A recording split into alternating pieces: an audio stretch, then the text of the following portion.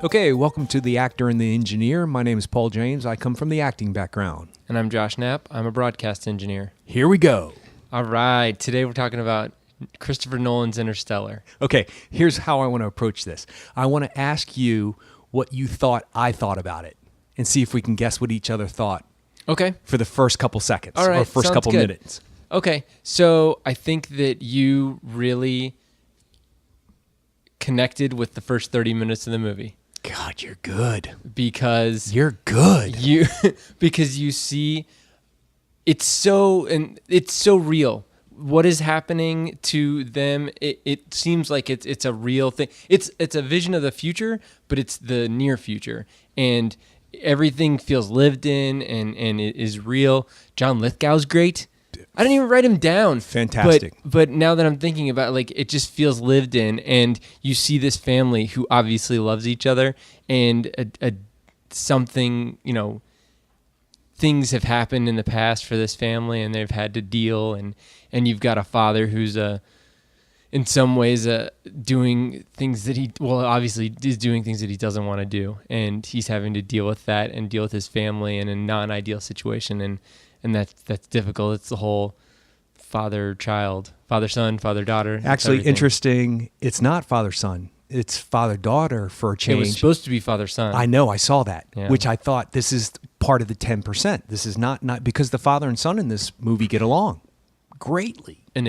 Initially, of course. But, well, actually, there's no real I conflict. guess you're right. Yeah, there's no real conflict with them. The son later on has conflict with his sister, but that's it. Yeah. It's not a father-son thing. And even John Lithgow, who is kind of a substitute father for him because Matthew McConaughey's wife's dad is John Lithgow.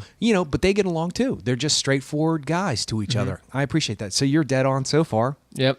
And I think that once they get into space, you can start comparing this. I mean, you can compare this movie to any space movie, and I think in some ways it's similar, but I think it tries really hard throughout the whole movie to be naturalistic, and it deals with a lot of issues that are difficult to deal with both emotionally and just cerebrally, like trying to understand. That's the word right there. What is happening. I had a little bit of background, so I was able to hang with it most of the way, but I wasn't sure what kind of a background you had with, quantum mechanics. None of it. And I think it's the movie's responsibility to not talk down, but at the same time, never not explain something because you think it's too difficult for the audience to understand. I think that's a key factor in what Christopher Nolan did. But anyway, so after I would say the first 45 minutes, but you said that, I just said that to somebody I work with. I said, I love the first 45 minutes of it. I swear. That's exactly what I said. So what else did I think? You probably connected with the end, and you liked. This is in some ways this is a classic Christopher Nolan puzzle movie. I mean, he's got Memento, he's got Inception, and he's got this movie. And ultimately, his first movie, Following, the Following. Have you seen that? No, I have not. It's Following, not the Following. I thought Memento was his first film. No. Okay. I'll give you Following. Okay. I gotta find it. I've got it on DVD, but it is kind of a puzzle movie too. And Insomnia is, even though he didn't write that, or I guess he rewrote it, if you will. It's inspired by a different thing. Yeah, by another Swedish movie. Yeah, right. That's still a puzzle piece too, to a degree. Yeah, not as much as the other ones. But I only watched that once. I think I liked it. I saw it in the theater, and then I think it's for me, it's a sophomore effort, even though it's not his second film. For me, it's I know his name because of Memento, which I was blown away by. Oh, yeah. It was like the first time I saw Blood Simple from the Coen brothers. I was like, I'm hooked.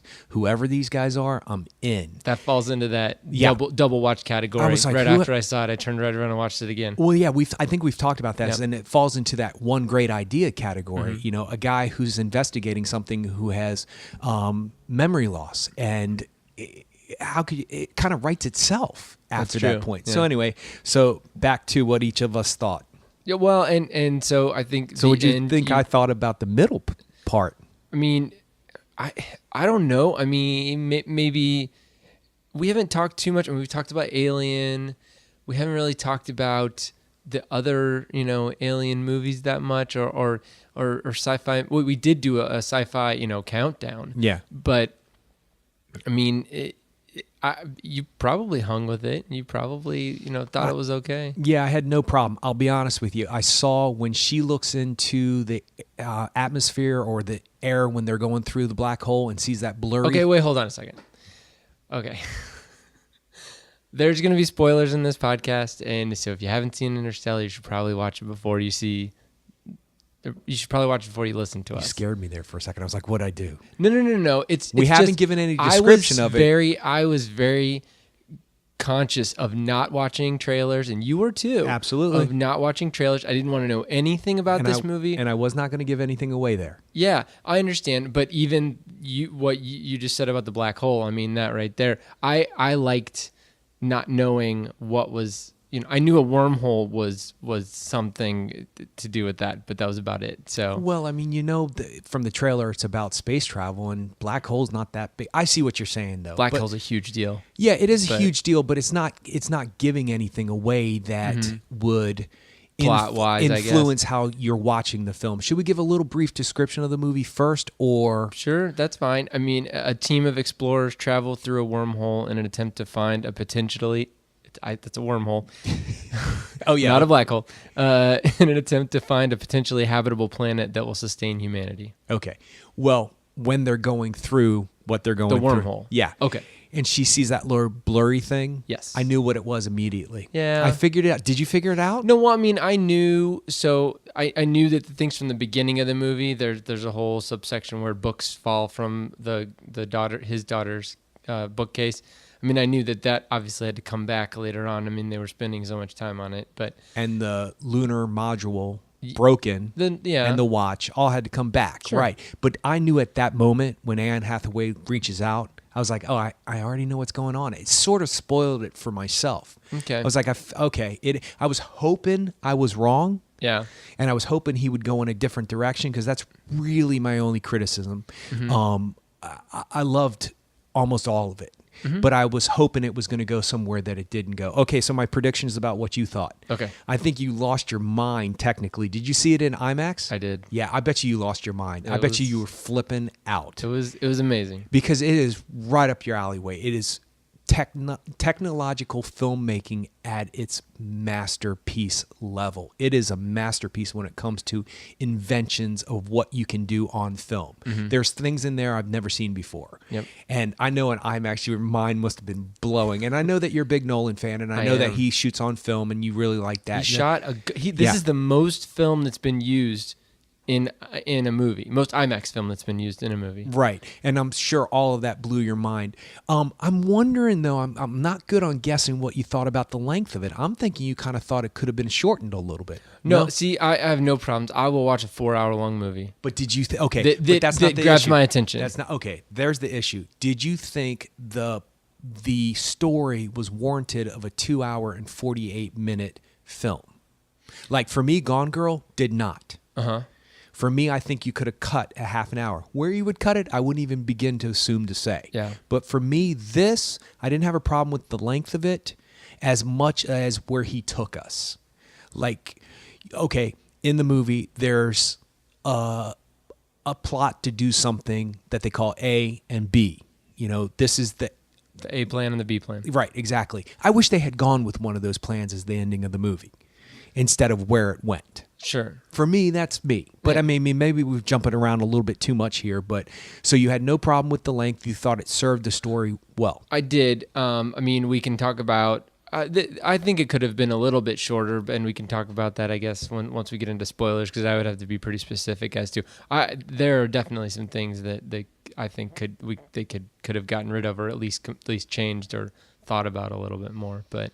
Okay, so where do you want to go from here? I would say that my recommendation is that it needs to be seen in the theater. It is an event to see this movie in the theater, much like Gravity was, I think. Which unfortunately, I think they might have wanted to call this movie Gravity. Oh, because it they was. Would have loved to call this movie Gravity. Yeah, it's unfortunate that depends on how you look at it, but yeah, it had to have had a subplot.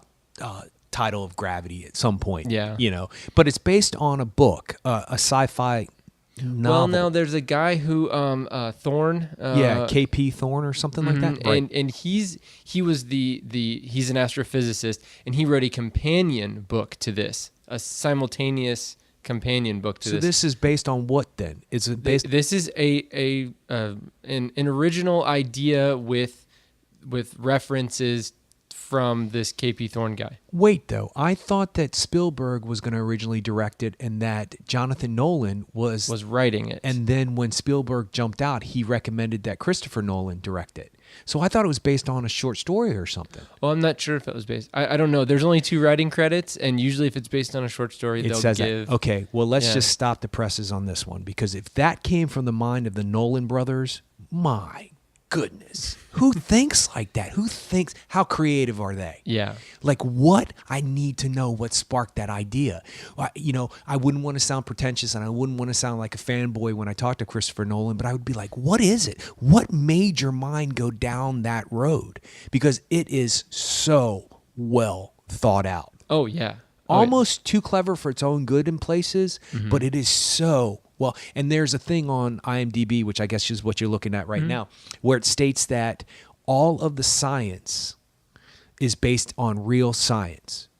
Yes, up to a certain point. Right, because there's only so much knowledge that they have about these subjects. So nobody's ever been through a Exactly, wormhole, number exactly, one. right. And nobody's ever experienced a black hole first person. Right, okay, Nobody's ever been that close to a black hole. right. And nobody's ever gone through a wormhole, although they both do exist, and we can prove that they exist from images that we've seen.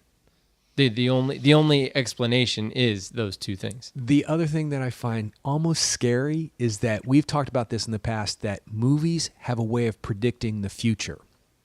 So any way the future goes, if it goes anything like this movie, we're not going to do so well. No, we're not going to do so well. I'm hoping this isn't a predicting. I hope that we eventually find a black hole and go through it, a wormhole, and we can go through other galaxies. I hope all that comes true. But all the stuff leading up to that, I'm like, oh, dude. And I love the fact that he doesn't really explain what happened. It's told kind of factually in conversations what happened. It's never like... they talk about that kind of threw me off. Blight. Yeah. But where did it come from? Yeah. Well, I mean, it's. I think it's the whole the world will adapt, the world will change, Jurassic Parky type thing, where you try to Parky? Parky. Yeah. You try to conform your environment to what you want, and your environment will transform into what it wants. Right. Mother Nature. Mother Nature finds a way. Right. I mean, that's what Ian Malcolm says. Parky. Yeah. It is. So that I guess is what the Nolans were kind of going off of is that we're over farming, and it's based on the Dust Bowl. I mean, we were farming in the wrong ways, and we were over farming in certain areas, and it was causing the soil to not be usable and to be really dusty. And there were definite problems in the Dust Bowl. And did you read that? Yeah. That was from the Ken Burns documentary? Yeah, a lot of those were from the Ken Burns documentary. Until Ellen Burstyn pops up, and I'm like, well, that's Ellen Burstyn. And so I kind of knew she was going to come back later on. Well, I think it's cool that he integrated real and acting, and it's interesting to watch because I was like, who are the actors and who are the real people? When you do that, it sounded so real, and I was like, wow, these are great actors. Yeah, and they weren't actors. Right, but she sounds no different. I mean, but she's a good actor. Yeah, totally. Yeah, it's without a shadow of a doubt. She's great. But I would have never known if I hadn't read that, you know? But I think that's really cool that he's integrated so many possibilities of a reality, but it's still sci-fi and it's still heightened reality. But then he grounds it all, like you said, and you're exactly right. The first 45 minutes, I was floating. I was in love with this film. And because you're right, the reality of it's all there. The dust on the the seals of the window and how they dining room table. Yeah, how they turn the plates around and upside down. All of that really did happen. So there's a possibility what has happened probably will happen. History does repeat itself. So I loved all of that. It starts to get a little wonky once they visit the first planet. That's when I start to go, I thought it was neat. I thought the wave planet was cool. Yeah. I wasn't expecting to happen to, what's the actor's name who was in American Beauty, who's in this? Wes Bentley. Yes, who I like, and I'm glad to see he's still working. He was in Hunger Games. Yes, he is. In the first yeah, one, yeah. Seneca Crane. But it's good that he's still acting. He's never really made this huge splash as an actor, but he always does a really great job. He always shows up. They sort of started to make him the leading man type, but I don't know if he's strayed away from that or what. But it's nice to see him. And who is the African American gentleman who's in? I don't know who that is. I think that's David Oyelowo. No, that's the teacher. Oh, you're right. I did recognize him. You're talking about the other guy. I've never seen him before. David J.C. Yes. The point about that is it's always nice to see unknown people in these huge films, you know? So, like you said, 45 minutes into it, I'm loving it. So, where do we go from here? I would say that there's definite spoilers coming up because I kind of want to talk about what happens once they get into space and Let's stuff. do it. So, we're 2.5, 3 weeks out of I know the premiere. I know. I'm just trying to make sure everybody's okay. But yeah, once they get out into space, that everything seemed to be very like believable for me. I thought that the HAL 9000s of this movie, TARS and Case, good way to look at it, were perfect. I mean, as far as I would have never thought of a robot like that. I mean, think about the worst design for a robot, and that's what this is. Yeah. But how they morph it, use it, how they make it. I mean, it's okay. So it's not Michael Fassbender from Prometheus. I mean, it's not that advanced, but that's something from the way future that we don't even have the ability to do. I would say that Case and TARS, those things could be. I mean, think about Siri and an iPhone. I mean, that's basically what they are, just bigger and with more physical capabilities. Yeah, and it makes more sense to make it robotic and make it functional without trying to make it look like a human being or look like some kind of functional robot or like a little robot dog or whatever it is. Exactly. It at first I was like, this is going to bug me. I know, me too. I was like, what is this thing going to do? Yeah. It's just going to wobble back and forth. It's when they're on the water planet that makes it make sense. But I did think to myself, when he does pick her up and goes really fast, I was like, why didn't he just take them out there? You know what I mean? There's a couple of time things that happen where. So obviously, the big deal with them going to the first planet, which is it's got a shallow amount of water on it, and there's these huge tides, for lack of a better word, these huge swells Waves of water, that all that is created. So the swells of water are created by the high gravity due to its proximity to a black hole. Number one. And they're trying to visit this planet to see if it will sustain human life. That's their mission. And there's 3 planets where 3 separate astronauts have been set off to, who sent probes back that have potential to be... well, they're sending constant communication back. But it has potential to be inhabited by human life, and that's their goal. So they go to this water planet. Yeah, they go to the water planet, and then so the way that all works is that their time down there is equal to, so an hour down there is equal to 7 years on Earth, right? And or 7 years away from the spaceship that they came from, that David J.C., the black guy is at. And so in the movie, we're only on that planet for like 10 minutes, and it seems like real time to me when we're on that planet for 10 minutes, but they're not. It turns out they were on the planet for a couple hours, because when they were like over 3 hours. Yeah, because when they go back, 3 decades or something. No, when they go back, David J.C., the black character, is 27 years older. Right. So it's hard to try to like. How do you represent that they're there for 2 hours and keep it interesting, or 3 hours or whatever? Well, there was landing issues and then all that other stuff, and then taking off issues. But my thing was the fact with the robot, they walk through the water to go and find this beacon. okay? And then they see the big wave coming, which they think is a mountain at first because it's so huge. And then Anne Hathaway is so far away from the ship that she has to get picked up by this robot, and he can do these crazy like spinning of his legs, if you will, that can get them back to the ship faster. Well, why didn't they just take that out there to begin with, was my question. Like, it's a neat effect and it totally works, and I get what he was doing. He has to progress time, and then a character's demise happens and all, which I was disappointed that happened because I like that actor. There which have to be stakes. Yeah, so, absolutely, no doubt. But that soon I wasn't expecting it.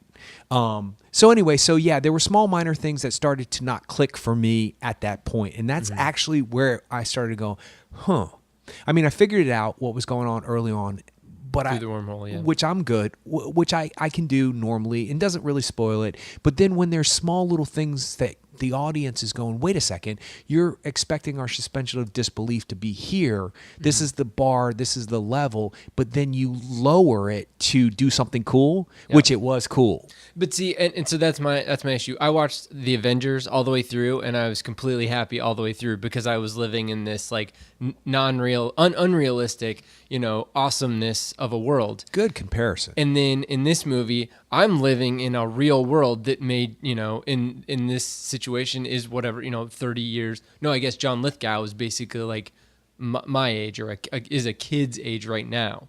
So it's 50 years from now is when this movie is set. Right. 50 years from now. So everything seems completely believable to me. People are still driving Dodge Rams and they're still, farming with combines that run on fossil fuels. That's totally believable to me. But now we get into these situations where, like you said, I mean, we're having to figure out the machinations of things that are happening up in space, and like, why didn't they just do that? That seemed like to be an easier thing to do. And it's an easy fix too. For me, I mean, it's easy for us to sit and talk about it on a podcast after we watch it. But I thought about it afterwards. I said, well, why didn't they just mention, he could speed us over there, but we both can't fit on it.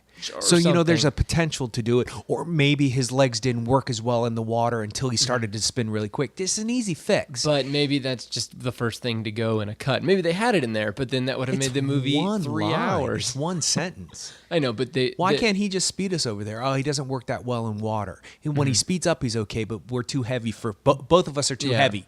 Period. But then at the same time, you don't get the holy cow moment of that thing going, because when Matthew McConaughey says, go get her, I'm like, oh, great, this is going to take forever. And, because he's going to go, I knew it was going to. And then he totally starts doing cartwheels, the Tars starts doing cartwheels out to get her. And I was like, well, that's cool. It's a neat effect. Yeah, it is a neat effect. But so there were situations like that. And then once they get back up to the ship and they go to the second world, which is the where frozen planet. Dr. Mann is, the frozen planet. I need help with this. Okay, first of all, we get a cameo that I was not expecting. Okay, there is proof in the first 2 seconds of his performance that he is worthy of an Oscar nomination. Maybe not for this, maybe not, but he's worthy of all of the Oscar calibrated or stuff that's been talked about with him. Maybe not for this, is what I'm saying. Sure. There's a reason why he's an Oscar winner. There's a potential. Yeah, he's a nominee for Best Actor for Good Will Hunting, and I think Talented Mr. Ripley, but I'm not sure about that one. Would have been worth it. I think I'm wrong about that one. Jude Law was nominated, not him. I'm not sure. But he's an Oscar caliber actor, and that moment he wakes up, first of all, did you know Matt Damon was in the film? No. I didn't either. Me either. And they kept it out. I'm looking. He didn't go to the premieres.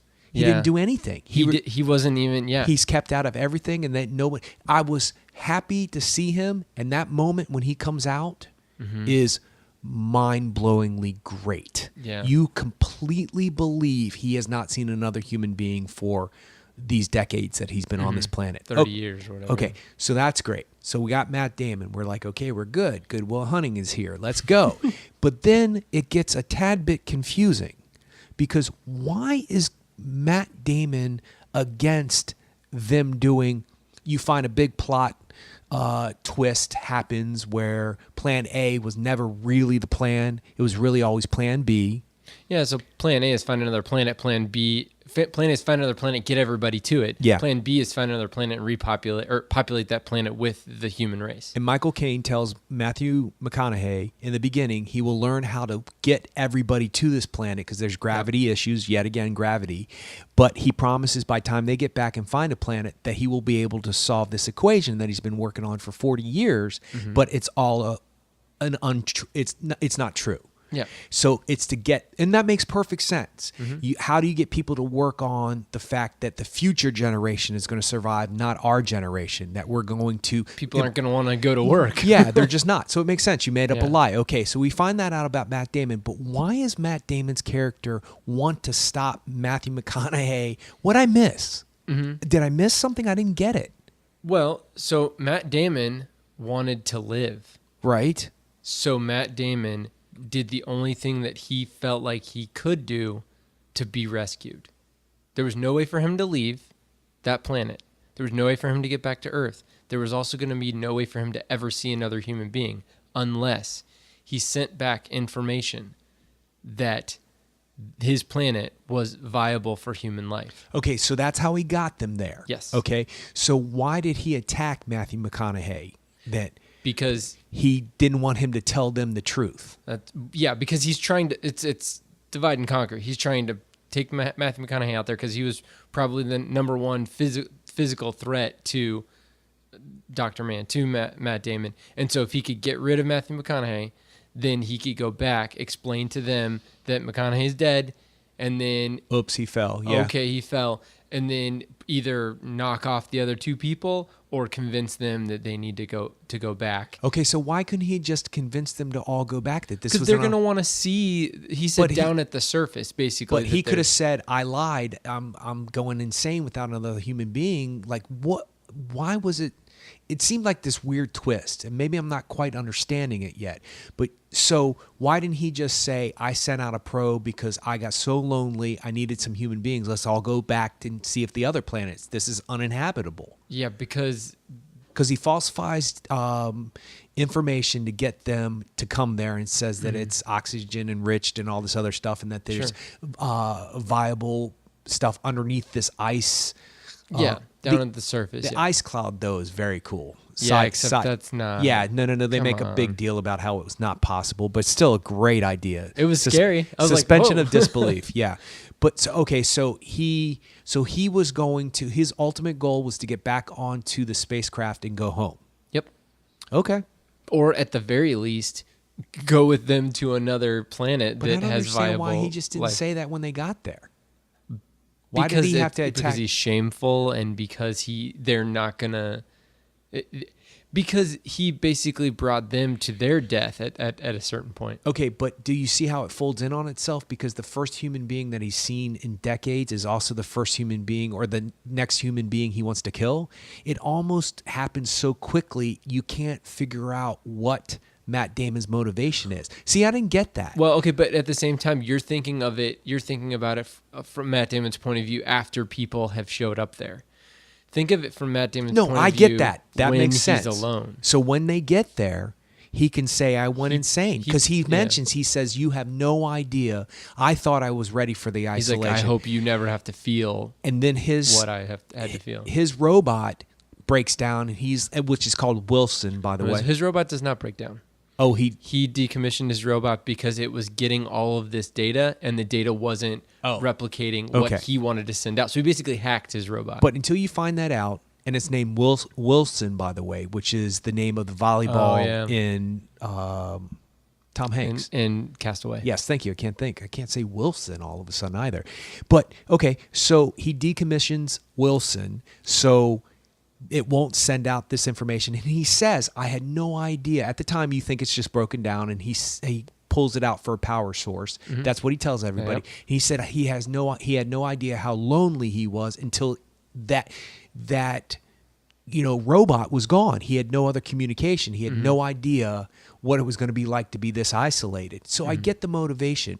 I just didn't get why his character all of a sudden switched. I get it that you're explaining it to me, but it's a definite leap. Yeah. It's a little bit of a flaw for me because it really didn't pan out that way for me. I wasn't understanding why Matt Damon was doing all that. But anyway. My biggest problem with that was that Matt Damon goes out there, they have their fight, and as he leaves, he damages McConaughey's helmet. As he leaves, McConaughey runs over, gets his little communicator, and then he radios back to Anne Hathaway. She has to take a spaceship to pick him up, and Matt Damon runs in that same amount of time back to base camp. Yeah. What? Yeah, it starts to. Yeah, you're right. It starts to makes no sense. Yeah, it really didn't make any sense. I think that it was a great idea, the concept, and he was meaning this actual part of the plot. Oh yeah, no. It's yeah, a great idea. They're exploring the things that people are going to have to go through at some point in humanity's future, possibly. See, the thing is that when you break your helmet and you're thinking, how much time does he have? It's never talked about how long. Well, I'm not worried about the helmet. I'm worried about the physical amount of How is it that her taking a spaceship takes the same amount of time? Flying a spaceship to him to pick him up takes the same amount of time as Matt Damon running back to the base camp. Do you think that's one of those things when they're making a big budgeted movie like this where they just go, okay, we have to deal with it? Yeah, but which I'm totally fine with. In the Avengers, I have no problem with that. You know, in all of these in Iron Man, in all of these movies, if I'm watching Teenage Mutant Ninja Turtles and that happens, I'm down with it. But when you've got a movie that's so grounded in reality that it's got a compendium book that explains everything, supposedly, I've not read it, then why can't the simple things like that work out? We're on the same page about this. Okay, so let's move on to the next planet or the next there's situation. The docking scene, which was really fantastic, really amazing. Fantastic. When it blows up, it startled me. Like, I lost my breath. Oh, yeah. Because, and this is a good time to mention this, the silence of space he uses very well. The shots of the aircrafts pulling away or the spacecrafts pulling away from whatever they're pulling away from, and you hear the noises inside, and then all of a sudden you hear what's outside, and you see like the airlock and all stuff. And when the air rushes in, that allows the sound to come in. Right. Because when there's no air, there's no sound. Yeah, but when you're seeing like those white clouds, a burst of things coming off of the spacecraft when they're trying to move around, what is that called? Boosters? Yeah, boosters. They're silent when you're in space, which I thought was, that's been done before, but not utilized as... Gravity did it. Right, but it's not utilized as well to the point where it affects you to where you're like, oh yeah, in space there is no sound. It makes it a reality and adds to the tension of the situation. So anyway, back to the docking with Matt Damon. Matt Damon doesn't. and nothing good. That's what the robot says. Yeah. What's going to happen if... Nothing good. Yeah, and nothing good does happen. Yeah, speaking of that, the robots, their conversationality, like we all think of, or at least I think of HAL 9000. I think of that vocalization of. I'm loving that you're making this point. Go ahead.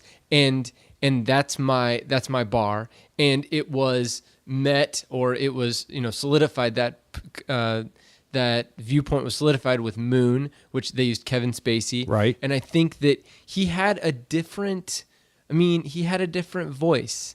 It was very kind of like matter of fact, I think, and it wasn't as conversational as these guys are. Right, but here's the thing. Here's why when little things like Matt Damon not getting back too fast starts to fold in on itself, where I start to go, wait, he explains all of the reasons why they might have more personality or less personality.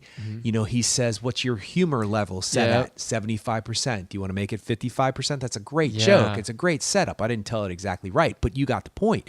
He references 2001. He says, until I open up the bay doors and kick you out. Yeah, doesn't he? Oh, Yeah, that's great. Which is exactly what happened in 2001. Yeah, that's great. But so they explain those little things. So since there isn't an explanation why the robot back to the water planet can all of a sudden do what it does, just one line, why it can't carry them.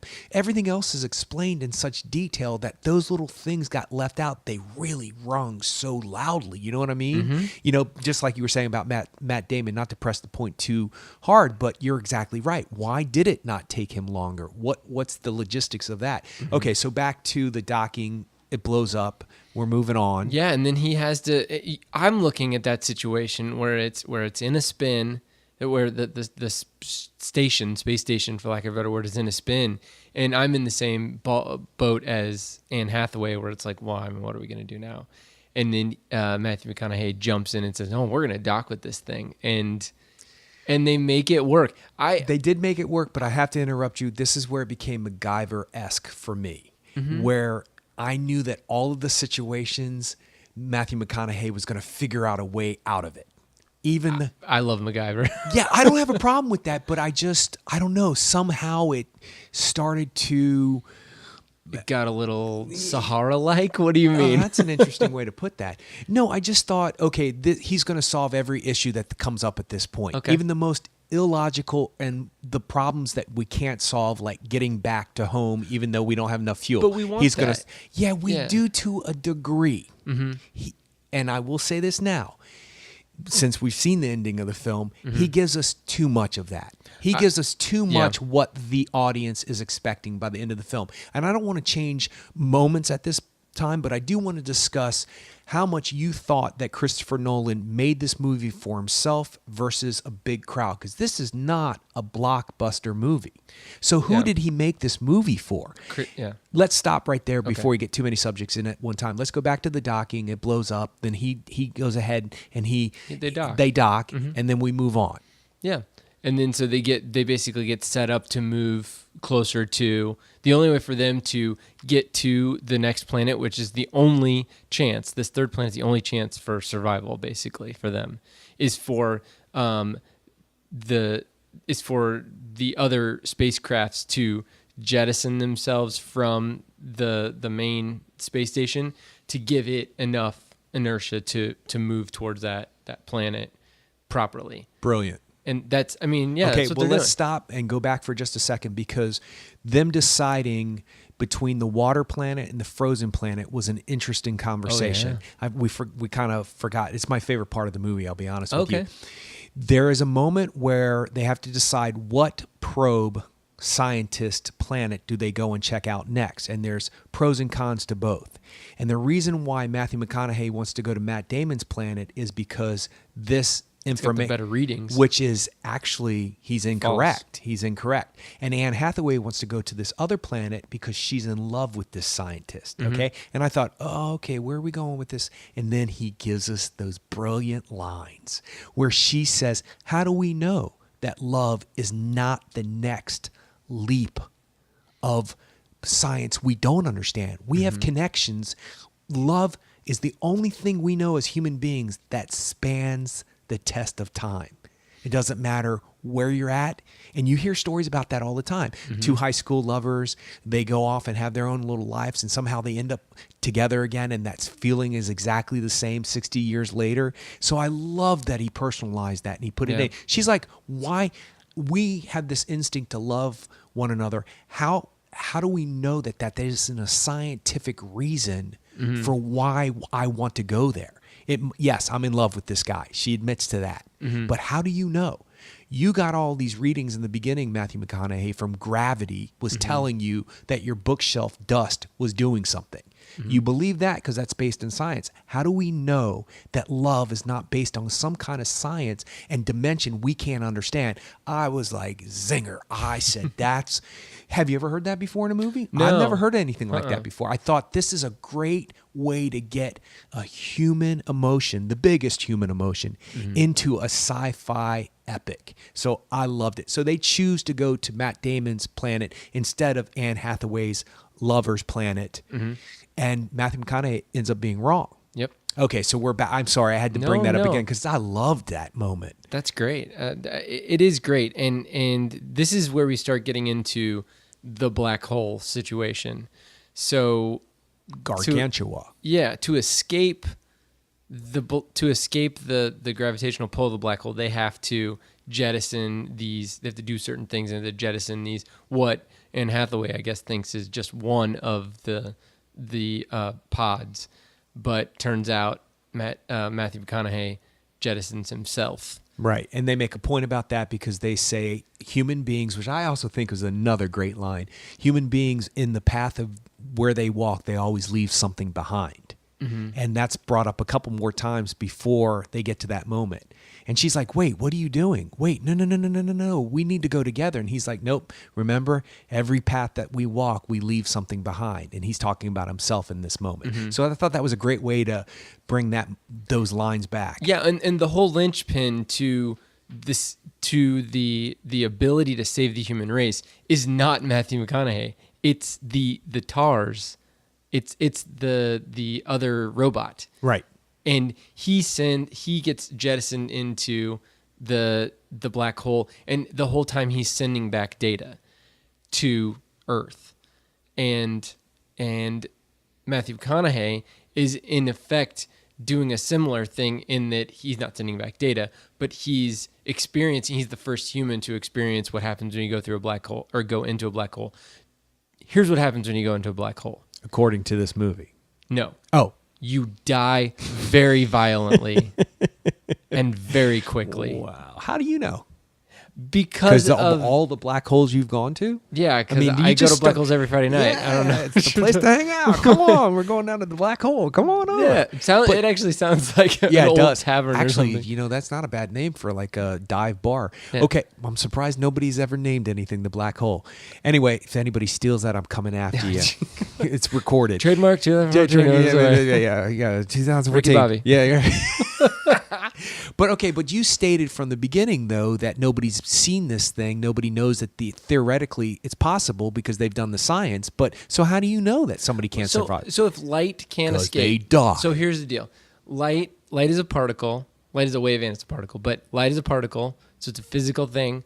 And if once light gets to a certain point, which is called the event horizon of the black hole, once it goes over that, it's like a big huge cliff. Once it goes over that cliff, it goes down and it ain't coming back.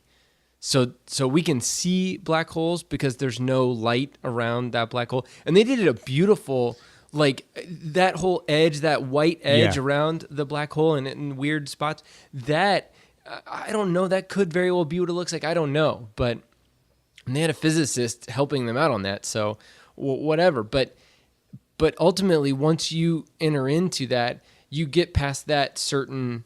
I mean, it's like a roller coaster. I mean, you're going down this hill and you're going straight down. But imagine, an unimaginable amount of force gets exerted. Let's say you go feet first. It gets exerted on your big toe, and it rips it from your foot, and then it rips the bottom half of your foot from the top half of your foot, and then it rips your foot off of your ankle. I mean, I get it. The difference in gravity between the bottom of you and the top of you is so huge that there's no way that you could handle that. I mean, there's just no way. So you have to like sit there and say, and these are physicists. Okay, I'm not saying I know anything about this subject, especially being the actor and you being the engineer. Okay, but you don't know that for fact. Okay. Because you started the whole podcast with, this is plausible because... Until this point, and you were asking about cutting things out. But then he'd have to cut out a significant part. Exactly. The whole movie wouldn't work. I agree with you, but for different reasons. Yeah. It would have been so much easier if there were aliens on another planet somewhere. That would have just been so much easier. Right, which they kept calling them somebody the is others, giving... no, what is it? Them. Well, it kind of started subconsciously when he discovers the base in the beginning. I guess. Yeah. When Matthew McConaughey he sees these messages in his dust, which is a gravitational pull, and their coordinates to this NASA center that's underground that nobody knows about. That's secret. That's a little bit that's really starting to stretch the plausibility right there for me. And thank goodness he handles it in one line. He goes, 5 minutes ago, you didn't even know I existed. Now Matthew McConaughey says this is Michael Caine. 5 minutes ago, you didn't even know I existed. Now you want me to, pilot this spacecraft that's supposedly going to do all this stuff. So there was a line to cover it. So you're saying that it can't work, but in the movie, it does happen. Sure. Okay, so how did you feel about that after? Once he goes into the black hole and lives, by the way. He's not going to give it up, Mark. In the movie. No, so it went... movie. Yes, it went a little Space Odyssey like, which I liked. I thought it was good that he didn't go full on plaid Space Odyssey, Yeah. And Sort it of was did a neat. little bit though. It was neat that he had a physical interaction though. There's these this dust type something hitting the hull. I mean, I was like, okay, that's new. At least that's something different. This stuff's happening. It's hitting this hole. And he's going through this kind of weird situation and comes out the other side or whatever. And because it's not real. And you're just not going to give it up, man. And I thought it was neat that what they considered calling the Tesseract. So how do you represent, this is the big question. How do you represent 4 dimensions in a physical space? Because we're used to up, down, left, right, front and back. We're used to 3 dimensions. Yeah. But he has to have the ability to move through time and space freely. And I thought that they did an interesting job at doing that. And ultimately, he's the one who creates that dust. It's a time travel movie with a character not being bound by time. So that, I mean, even in Back to the Future, they're bound by time. Right. And in all of these time travel movies, they're bound by time. In this movie, actually at 2001, he's not, I don't think. But in this movie, he's just not bound by time. That's an interesting, and you can't really compare because obviously 2001 is 2001. Mm-hmm. But what he did with the old man and then the baby and then the younger man and all, you understood that he was living in between what we know as time. Yeah. Without having it to be explained on some kind of level like this starts to break it down and make it very literal. This makes it a lot more palatable, by the way. I don't think so. I totally got 2001 when I first saw it. I was like, oh, he's living beyond time. That's what he's discovered. He sees himself as an old guy. He sees himself as a young guy. He sees himself as a baby. This is the beginning of the universe. This is the end. It's all happening. Time is relative, which we've not mentioned yet, is a big theme in this movie, too. This, to me, looked like an actor floating in fourth dimensional imagination of a movie maker, and it kind of bothered me a little bit. Okay. I'm thinking to myself, what if you're that movie going person on Saturday night just wants entertainment? Your mind would be completely like, what is this? Yeah. Like, what is going on in this film? So for me, I get what he did. I knew he was going there. Like I said, when you see Anne Hathaway touch a little glowy thing or a little blurry thing, I was like, oh, he's doing all of this. We're turning ourselves in on ourselves. He's sending himself the messages. That's why it says stay, so forth and so on. But for me, and we can get to this point now because we're closer to the end of the film. For me, I thought it would have been better to go with plan A or plan B and pan out what happened, or maybe figure out how to get the gravity off for plan A, but still plant the embryo so there's another society going to thriving on, a different planet. But we figured out how to get somebody to another planet too, or whatever. I'm not. Well, he kind of had his cake and ate it too. Right, which is what bothers me the most about this film is that it starts to wrap itself up in a bow. Okay, so what you're saying to me is he was floating by Saturn after he came out of the black hole. Okay. Okay. I think, hold on. This is where I need your help possibly because I think what happens is he goes through all the machinations of making the dust a particular pattern and making the books a particular pattern. He basically fulfills his duty as the other half of this, of this time time-dependent relationship. The daughter in the beginning of the film thinks she's having a ghost speak to her by leaving her messages. Her books are coming off her shelf. She realizes that the books coming off the shelf are being told in Morse code, and then the dust falls through gravity. And we find out later on in the film that it's actually Matthew McConaughey. He's doing all of that. Yeah, exactly. Yeah. So in fact, do you know what the first line of the movie is? What? It's her as a young girl saying to her dad, "I thought you were my ghost." I thought Ellen Burstyn had the first line in the movie. Okay, sorry, the first line of Dialogue, I guess. right? What did she have the first? Was it the interview or whatever? Yeah, doesn't she say my father was a farmer Okay, back then, like maybe. everybody else was? Okay, maybe. Okay, but the first line of dialogue between the two, Right, which gives it away right there. So Well, instinctually, I mean, you can kind of tell. film goers like us You can kind of tell that this is obviously going to come back. There's not just books that are falling for no reason. Yeah, and it's- absolutely. Yeah, my brother says this, that everything is purposely done in a movie, obviously, and this is well done. So then, okay, so you need help with the fact that he comes out of the wormhole. So now he's or done with everything. black hole. He gets removed from the black hole. He goes out of this black hole, which doesn't even allow light to escape, and now is automatically, oh, hey, we're here at Saturn. Let it go. Just let's let it go. So here's the deal.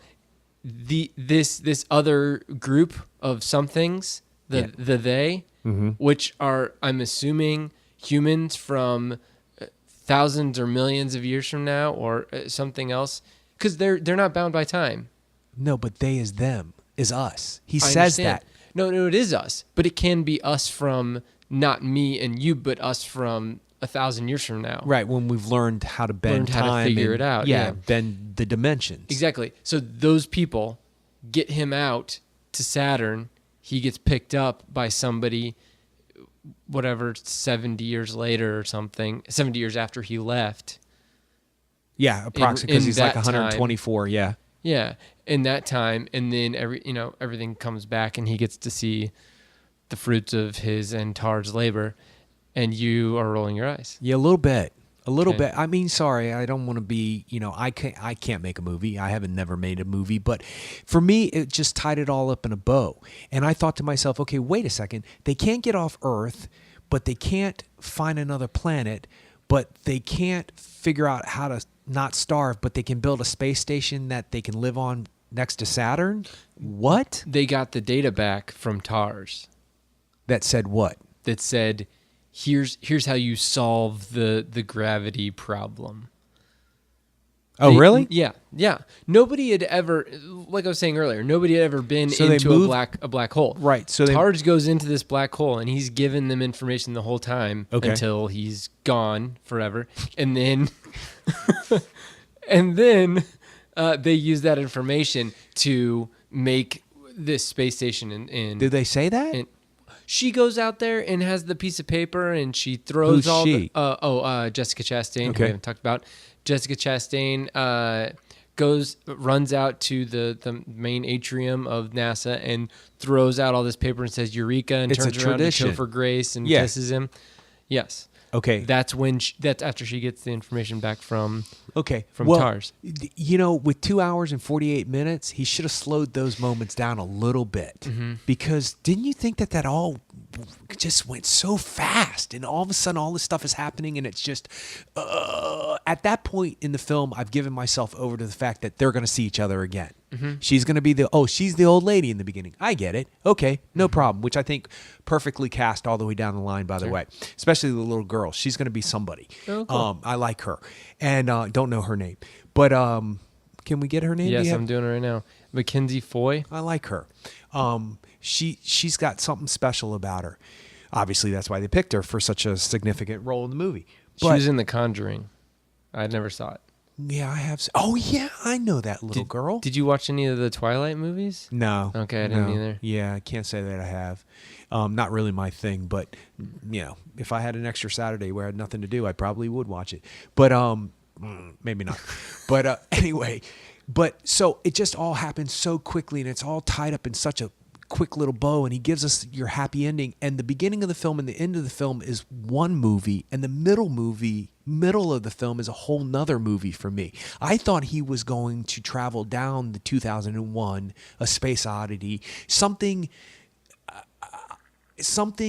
cerebral that might not have an explanation that we can instantaneously see on the screen that we're going to have to be thinking about, sort of like what he did in this Inception. Yeah. You have to think about this. I sort of didn't understand certain things, so I have to see this movie again. Obviously, I will. Maybe not on the big screen. I think Steph and I are going to see it on Friday. Oh, it's going to be interesting to watch it that close back to back. I'm saying go see this movie, no doubt about it. But I think he got lost in his own creation, his own imagination, and I accept what he gave us. Let's go back to your Nolan. Yeah, let's go back to your question. Do you think that he made it for himself or for the mass? That's what confuses me. First hour and 45 minutes, you're thinking, oh, this is something. This is his space opera. This is thought-provoking and intellectually based and scientifically based, although it's wonderful to look at and extremely well acted, and the subplots are great and the interconnection between the human beings, and he's given us all these great lines, and you're thinking, oh, this is going to be like a piece of art that's on a wall somewhere in a museum. You don't really understand it, but you're feeling something from it. Like, you can't say, oh, I like that picture because, but I'm having an emotional reaction to it.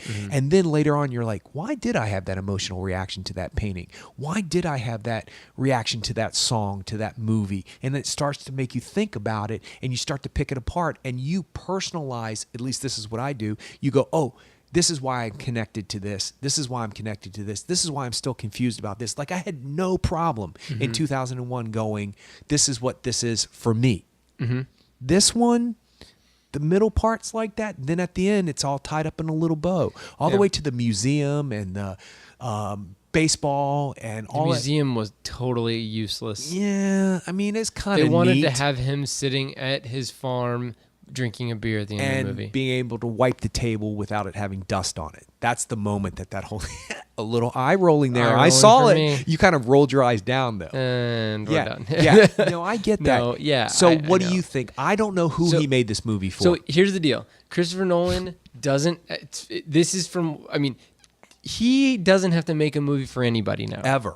Because the interesting part about this movie is that it was not released by Warner Brothers. He was kind of like inextricably linked to Warner Brothers from 2005 until 2 years ago with the Batman movies.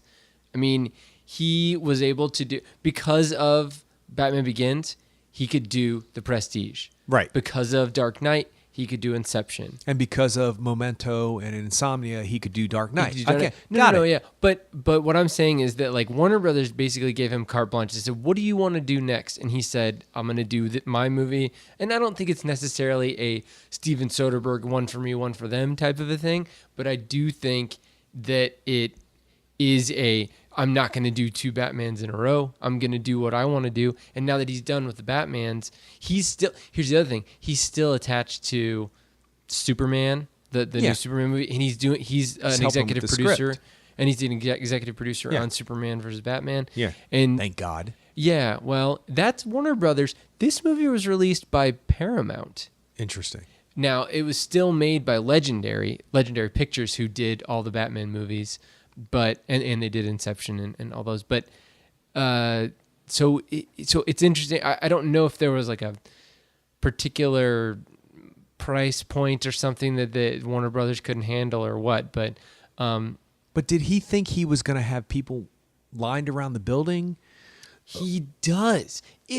I watched this With movie this? I watched this movie 3 weeks after it came out at an IMAX screen at 9:30 on a Monday night. There were 50 people in there. I watched it on a Tuesday night at 3:00 in the afternoon, and there were 6. I was one of 6. Okay. One of 2, 4. Yep, 6. One of 6. But that's 6 at a multiplex, though, right? I guess. Yeah. Yeah. So I don't know. I mean, I haven't even. Has it made a lot of money? Yeah. Let me look. And I want to say, did I say Space Oddity or Space? Okay. Please always correct me. David Bowie, man. I love David Bowie. Yeah, but I said, but I was referencing Space Odyssey, so you gotta call me out on that kind of stuff. Because in the back of my mind, I was like, what did I just say? And I love how you just, you did. but you didn't say anything. No, it's not. No, but it's cool. It's okay. I Yeah, do too. absolutely. 125 million domestic. Let me say one last thing. It's out of respect I want to get the name right. That's what I'm saying. I'm not Okay. giving you any crap. I'm just saying that for me, if I say Space Oddity and we're talking about Kubrick, Okay. out of respect for that man. You want me to correct you? Okay. Absolutely. All right. I will do it. Absolutely. Okay, so it's made 330 foreign and 125 domestic. And how much did it cost? Like 109? 165, Really? which isn't that much. No, it's really not. No. And it's made 300 domestic or Yeah, they don't even count. But you see what they don't put in this 165 million is they don't put in what do they call that? Distribution? O&P or whatever. It's like it's the billboards and all the Yeah. advertisement. Yeah. That's a lot of times that's another $150 million. Well, okay, so it's basically made its money back Oh, yeah. and then some. Okay, well, then, It's not going to keep Christopher Nolan from making another movie. no, it's but- not. But But I think that what he was trying to do was say, I'm doing a Christopher Nolan sci-fi movie. This is my Christopher Nolan sci-fi. In the same way that Quentin Tarantino says, I'm doing a Western. Of course, now he's doing a second Western. But anyway, in the same way that Tarantino says, I'm doing a blank.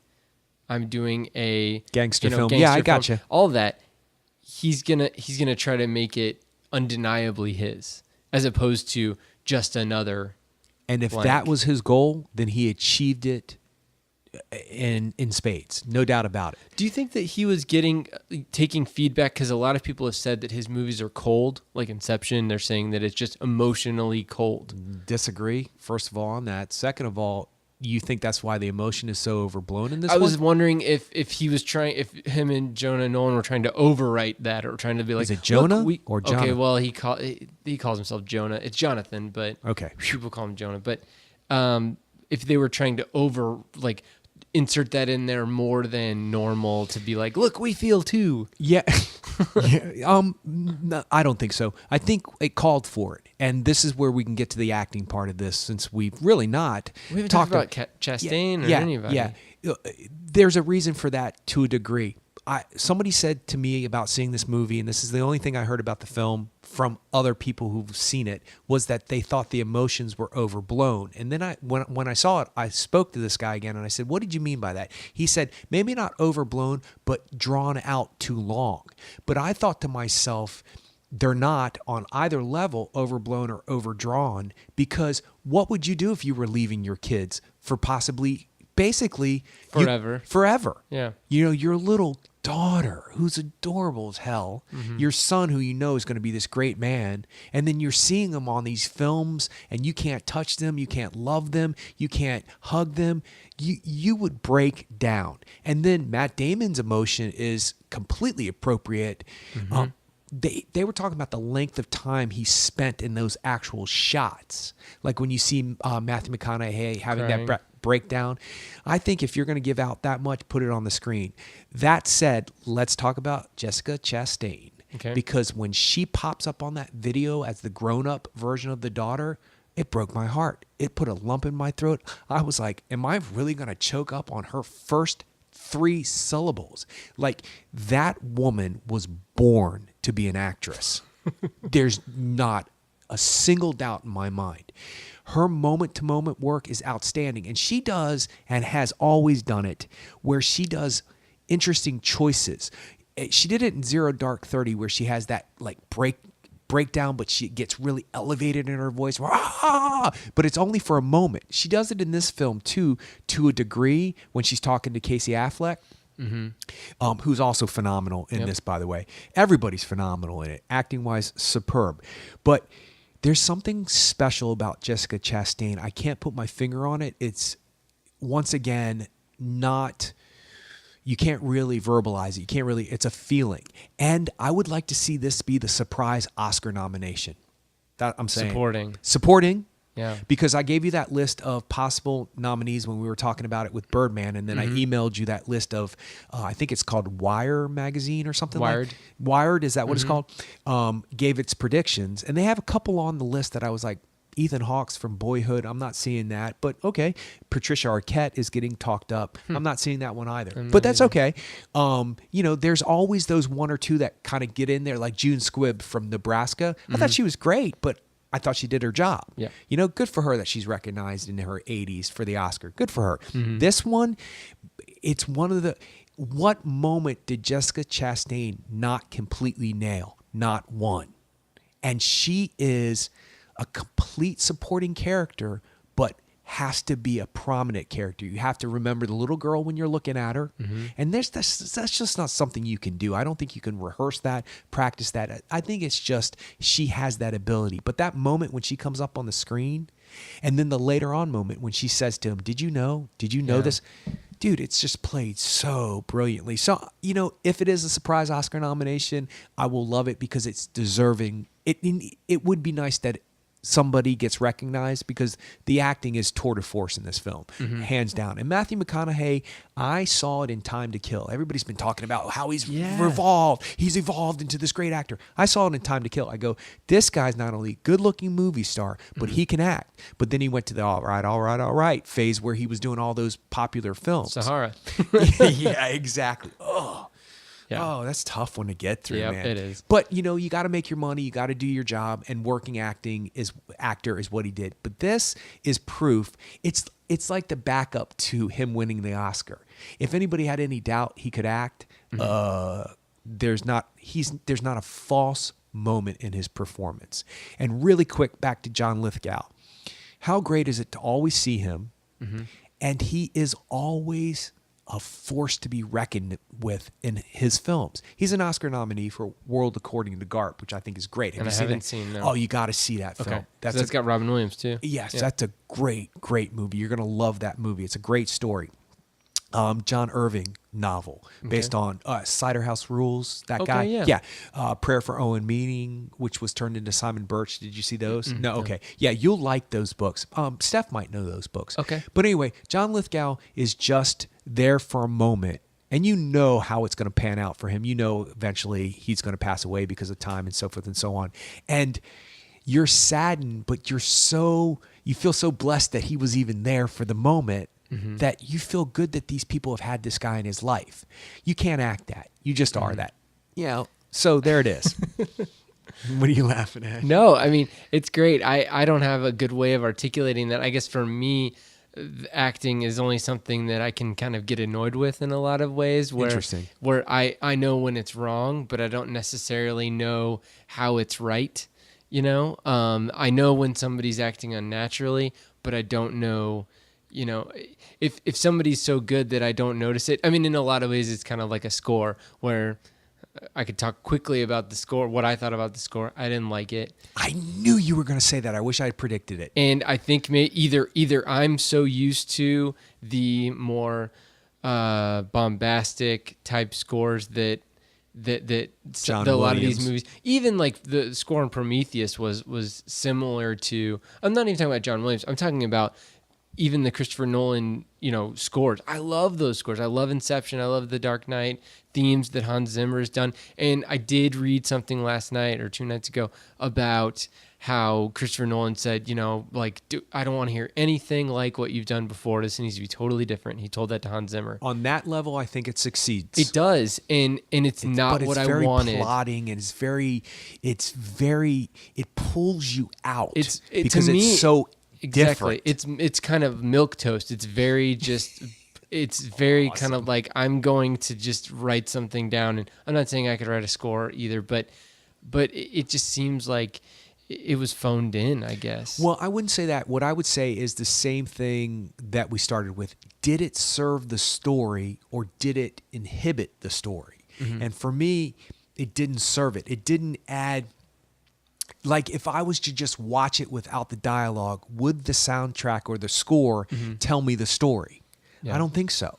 Yeah, I would have much rather had, because the special effects, like the sound effects and sound editing was amazing. Yeah, it's going to be nominated for all of those Oscars. It's got to. Yeah. Because I would have much rather just had that and no score, which would have been an interesting choice. It would be interesting to hear a movie without a score. I mean, there's some movies that have very little score, but it would be interesting to hear that movie without a score. And And I mean, Well, he sort of yeah. taps into that when he does that silence in space, but that's He on does, purpose. yeah. It's where he interjected the actual score, Mm-hmm. finger quotes, that I thought, wait, what? It sounded like two Exactly. bricks being banged together at some points, and then, yeah, unlike Birdman, that inventively used yeah. just a single drum set and worked that, and that sounded like an orchestration. It sounded like something more than just a drum set. Oh, yeah. This, it sounded like somebody had an idea but couldn't get it to come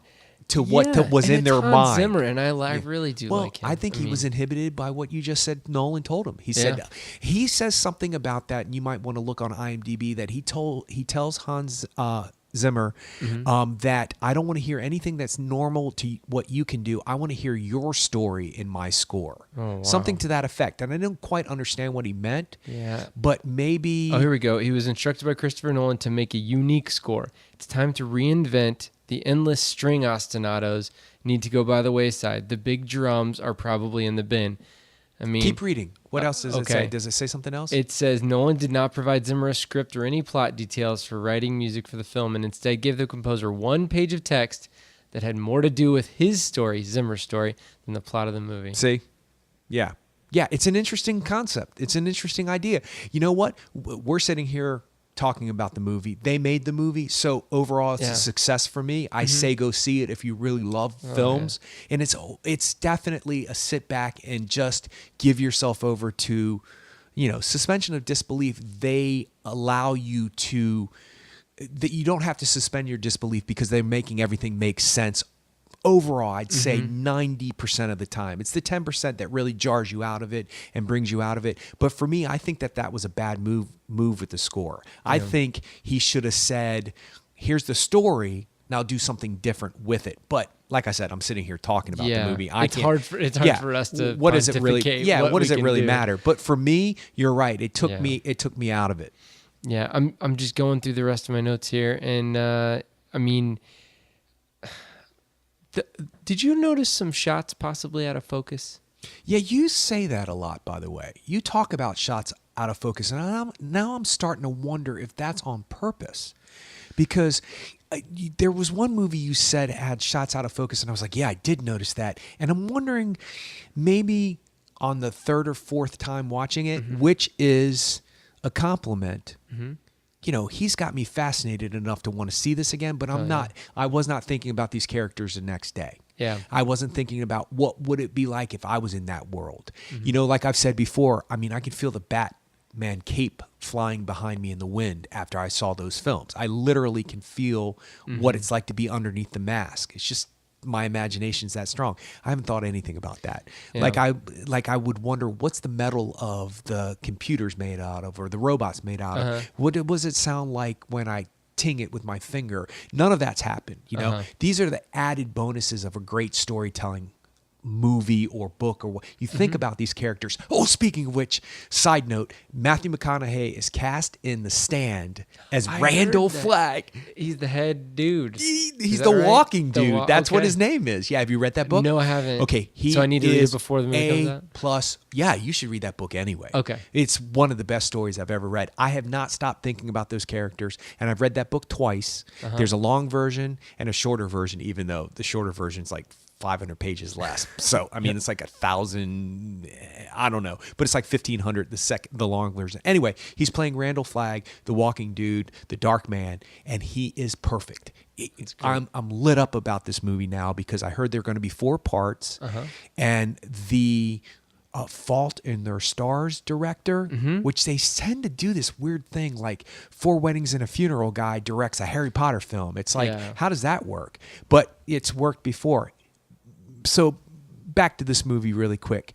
The thing about suspension of disbelief is it doesn't take much from me. So when I am pulled out by the score, or when I am pulled out by a fact that doesn't work in the movie world, I go, that's interesting. Why didn't they do something different there?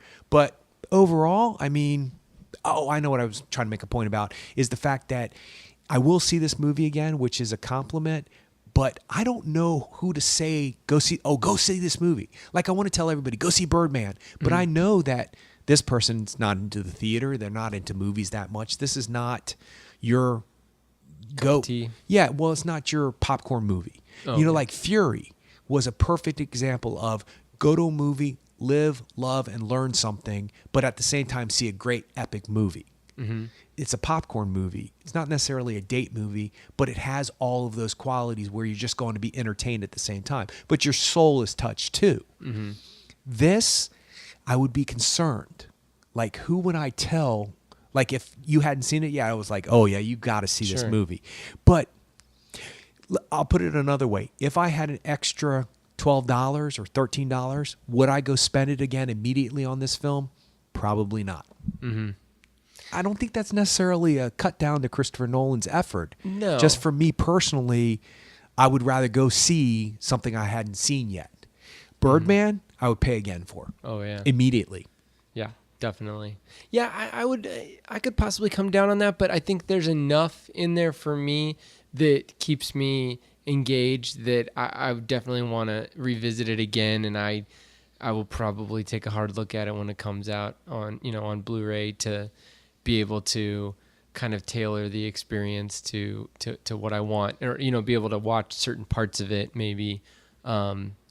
And watch other parts that I might not believe in. So let me ask you this really quick, because I know we got to start wrapping it up. Yeah. Inception, did you like that immediately the first time you Oh, saw yeah. it? Okay, I didn't really get it fully. Like, it didn't click for me. The Yeah. second time I saw it, I was like, oh, this is brilliant. That movie and Cloud Atlas, I immediately went home and got a piece of paper and was writing down things, trying to keep it all in my brain and With figure all it due out. respect, I wouldn't have wasted my time on Cloud Atlas when it comes to thinking about it. Yeah, it didn't work for me. But the reason why I'm bringing up Inception is because the first time I saw it, I was like, wait, I didn't get something. Like, I had no emotional connection. Nothing clicked. The second time I saw it, I was like, oh. And I had my own take on it. Like, everybody thinks, is this a dream? Is it a dream? Is it not Yeah. a dream? Is it for real? Is it all happening? I had my own take on it this time. This one, I'm wondering what's going to happen the second time I see it. Are the small minor cracks that we've talked about in the veneer of Christopher Nolan's world, are they going to shine brighter the second time I see it? Are there flaws of the film? And I use that word it's used on a small amount. Flaws is not something I would say in the same breath as Christopher Nolan, but are they going to be amplified the next time I see it, or am I just going to accept it and roll through it and find something new and different from the film? And I think hopefully that's what's going to happen for me the second time, is that, it was that whole, you said suspension of disbelief. Usually in a movie like Avengers or Iron Man or something like that, suspension of disbelief is right up front. It's like, okay, first of all, this is not real, so get on board. Right. And in this movie, it's like completely real, completely real, completely real. Now is where you need to get on board with it not being real, possibly. And that was 2.5 hours into the movie. I think I mentioned something at the beginning that I was predicting you kind of felt that way about it. Yeah, Yeah. you did. So there it is. So you got it. There it is. All right. Well, if you guys want to check us out on the web, our website is actorandengineer.com. On Twitter, we're at actorengineer, and on Facebook, we have a Facebook page at facebook.com/actorandengineer. So we will see you next week. Until then. All right.